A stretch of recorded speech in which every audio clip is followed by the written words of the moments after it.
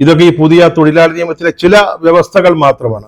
അത്തരത്തിൽ തൊഴിലാളികൾക്ക് അങ്ങേയറ്റം ദ്രോഹകരമായ ഒരു നിയമം അത് നടപ്പാക്കുന്നതിനാവശ്യമായ ചട്ടങ്ങളാണ് ഇവിടെ തൊഴിലാളി യൂണിയനുകളോ മറ്റ് രാഷ്ട്രീയ പാർട്ടികളോ ആരും അറിയാതെ നമ്മുടെ കേരള സർക്കാർ പാസാക്കി അയച്ചത്.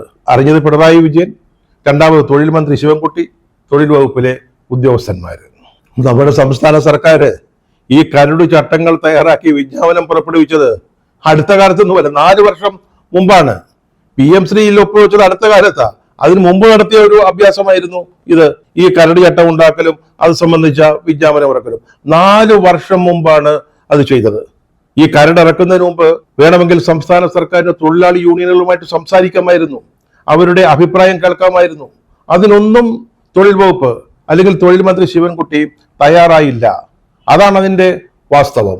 വിജ്ഞാപനം പുറപ്പെടുവിച്ച 6 മാസത്തിന് ശേഷമാണ് ഇതേപ്പറ്റി സംസാരിക്കാൻ, തൊഴിലാളി യൂണിയനുകളുമായിട്ട് സംസാരിക്കാൻ തൊഴിൽ മന്ത്രി ശിവൻകുട്ടി തയ്യാറായത്. 6 മാസങ്ങൾക്ക് ശേഷം.